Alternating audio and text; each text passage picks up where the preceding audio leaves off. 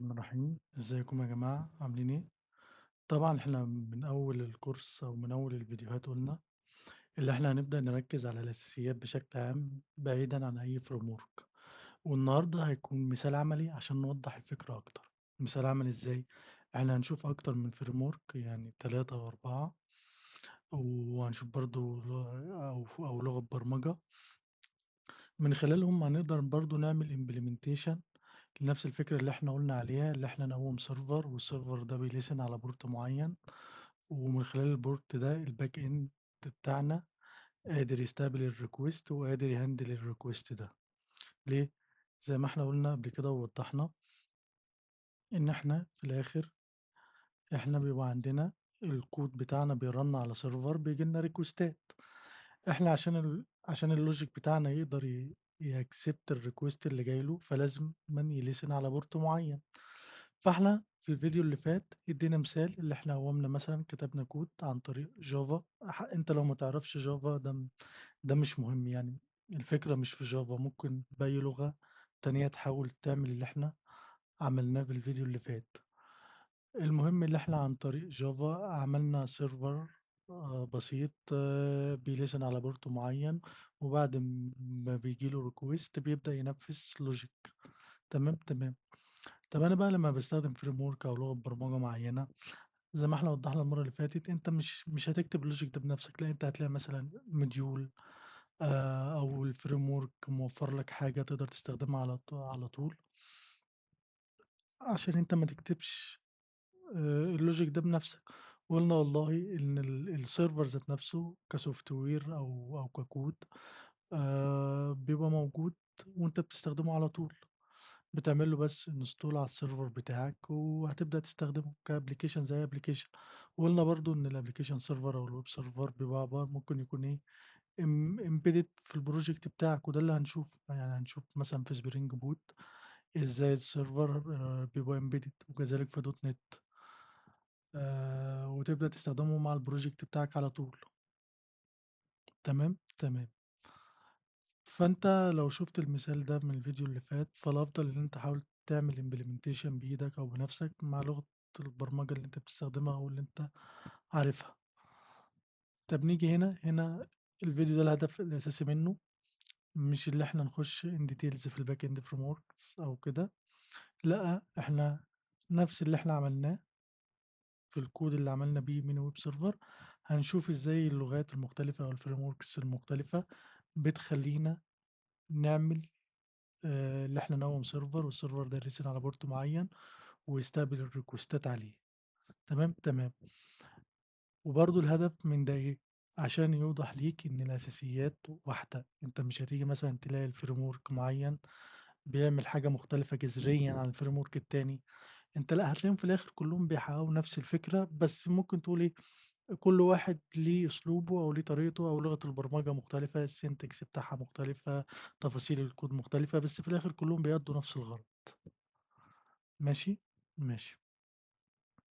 فإحنا أول كود أو أول logic معانا هنشوفه هو الNode.js. الNode.js هو يعتبر run time للجافا سكريبت، بيخلّيك تكتب كود بيرن على يرن على سيرفرات على سيرفر. يعني من الآخر بيخلّيك تكتب كود back end اللي هو من خلاله هنقدر نستقبل ريكوستات من الclient، وبعد ما نستقبل الريكوستات دي نقدر نهندلها. تعالَ هنا نبُص مثلًا حاجة بسيطة اللي هي ده نفس الفكرة اللي إحنا عملناها المرّة اللي فاتت. أنا كل اللي عملته على الmachine بتاعتي اللي أنا عملت install لNode.js runtime. يعني أنت لو عايز تعمل نفس الحكاية هتلاقي هنا عندك Node.js runtime، ممكن تعمل لها download. ماشي، والمثال هو نفس المثال اللي هم كاتبينه، أنا خدته copy paste.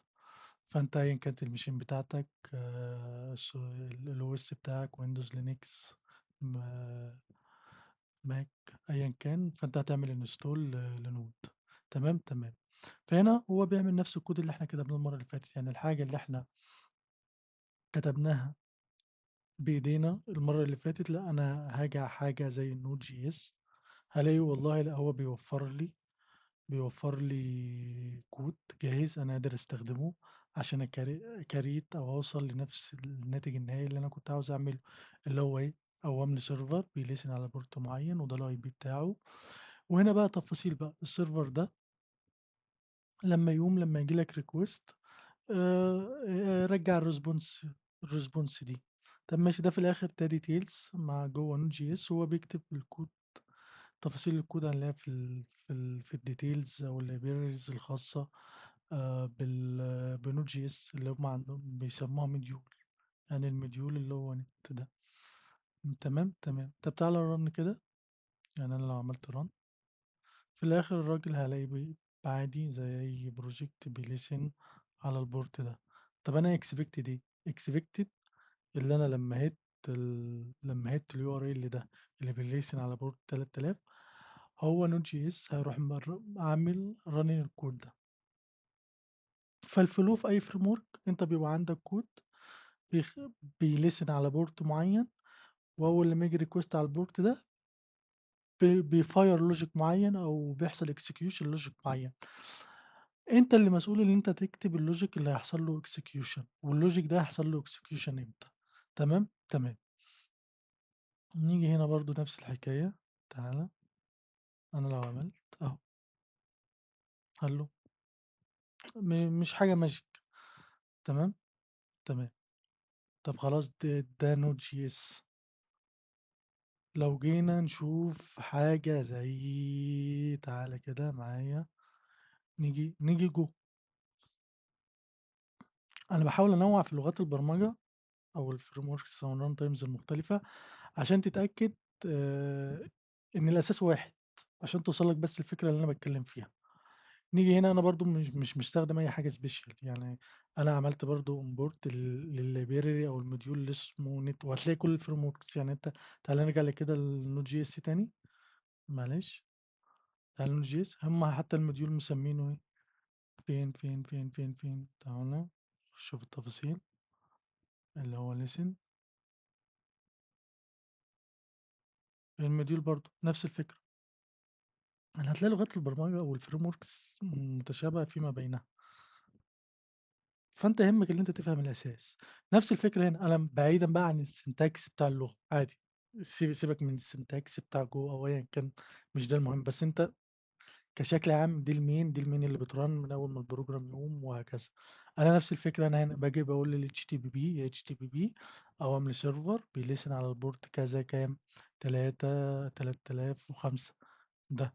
طب والله لمّا الrequest بييجي على 3005 أنا بقى هابدأ أكتب الlogic اللي بيhandle الrequest ده، كذا اعمل كذا، اعمل لي print رجّع له الmessage دي.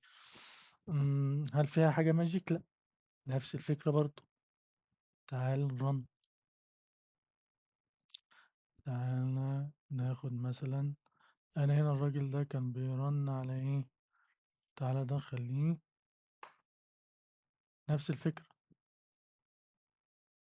م ما فيش حاجة magic كلّهم متشابهين. أنت مثلًا أنا استخدمت لغة Go أنا هنا باستخدم pure Go كمان، أنا مش باستخدم أي framework أنا باستخدم module من عندهم. أنت في Go ممكن تلاقي في frameworks مبنية على الmodules ده، لإنّك أنت يعني في حاجات common فاللي هو بدل ما تكتب كل logic بنَفْسك من الأول في الback end فهُم بيعملوا framework، بس الframework في الآخر هتلاقيه مبني على الmodule ده. نَفْس الفكرة في Node.js. Node.js أنا باستخدم الNode.js runtime pure على طول. في الآخر هتلاقي في حاجات frameworks مختلفة مبنية على الNode.js runtime. تعالَ بقى نشوف framework اللي هو مثلًا Spring. تعالَ نشوف Spring. ماشي Spring ماشي. تعالَ نrun. شايفين أنا هنا مش مقوّم أي حاجة ولا عامل configurations لأي حاجة. يعني أنت في Go أنا عشان باستخدم Go direct Go ما كنتش باستخدم framework فجو كنت أنا باعمل configuration للسيرفر وباكريت الكود بتاع السيرفر وباقوم السيرفر على port معين. كذلك في Node.js برضه هنا في Spring أنت مش بتقوم السيرفر بنفسك، أنت بتستخدم حاجة جاهزة أنت آخرك بس تعمل configurations بتاعة بتاعة الport. طب ده بيقوم إزاي يعني؟ أنا بُص، أنت لو بصيت كده على الكود مش هتلاقي فيه حاجة تانية. طب فين الكود اللي بيقوم السيرفر؟ ماشي، Spring هو بيكريت السيرفر وبيقومه على بورت معين، وبيعتمد على library by default. عندنا embedded server اسمه Tomcat. هو بيعتمد على Tomcat embedded server، أو بيقوم على بورت معين، وأنت مش محتاج تهندل أو تتعامل مع ده خالص. بس في الآخر كفكرة رئيسية هو بيعتمد في الآخر على سيرفر بيلسن على بورت معين. سيرفر مقصود كلمة سيرفر هنا إيه؟ عشان بس نكون كلنا متفقين، لما بقول سيرفر في السياق ده أقصد سوفت وير بيلسن على بورت معين، بيستقبل الريكوستات اللي جايه على البورت ده، وبعد كده بيفاير لوجيك احنا بنكون كاتبينه عشان نهندل الريكوست ده. فده مقصود كلمة سيرفر، يعني على حسب السياق عشان بس ما تتلخبطش. سيرفر اللي أنا باقصد بالماشين، لأ أنا أقصد هنا السوفت وير. ماشي؟ فتعالَ نrun. أتمنى الفونت يكون واضح. تعالَ هنا، بُص اللوجز هتبين لك كل حاجة. هنا عمل لك إيه؟ قال لك أنا باستخدم حاجة اسمها embedded، اسمها tomcat، والtomcat مقوّمه على port 8080. ما فيش حاجة magic خالص، يعني نفس الفكرة، في نفس كل حاجة هتلاقيها في أي framework. طب نيجي لحبيب الكل دوت نت، يعني كل الناس بتحب دوت نت، مش كل الناس أوي.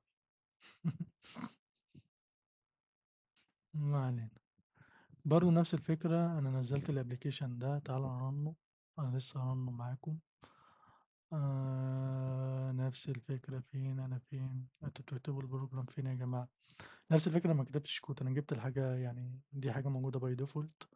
هو لما بيرن بيقوم لك بيكتب لك الكود ده، يعني لما بتكريت بروجكت في دوت نت بيكتب لك الكود ده. أظن الناس اللي شغالة دوت نت عارفين الحوار ده. ماشي، نفس الفكرة. هو بيقوم نفس الفكرة. ده فريم ورك بقى، هتلاقوا مثلا في سبرينج بوت احنا كان الابلكيشن بيقوم وفي وين ديتيلز بقى هو بنفسه بيبدأ يكريت للسيرفر ويخليه يلسن على بورت معين. نفس الفكرة في الفريم ورك بتاع دوت نت كور او دوت نت 8، ما اعرفش مسمينها ايه دلوقتي. نفس الفكرة، انت بتعمل configurations لللوجيك اللي انت هتكتبه، والله لما يجي يهت الاند بوينت اللي اليو ار ال بتاعها كذا، اعمل لي execution لللوجيك ده. بس برضه لو لاحظت نفس الفكرة بتاعت سبرينج بوت. ايه هي؟ اللي انا هنا مش بعمل configurations لاي سيرفر، يعني انا مش بكتب الكود اللي هيقوم سيرفر بنفسه. فاهمين قصدي؟ نفس الفكرة. هو in the behind يعني.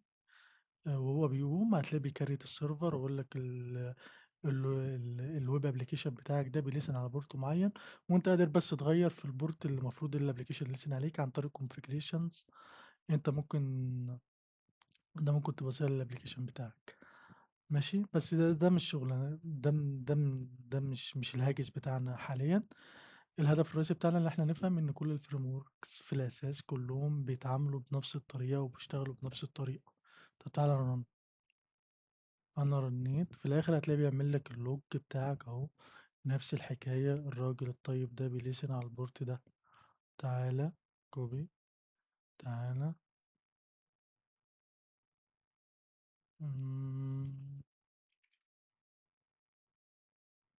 عشان بس ما اتلخبطش.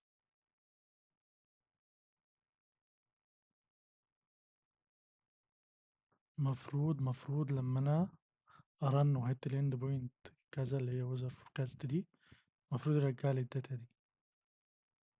ماشي. وفيها ديت وفيها.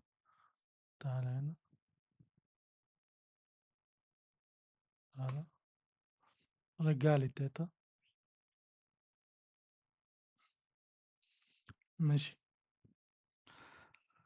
اتمنى الفكرة تكون وضحت.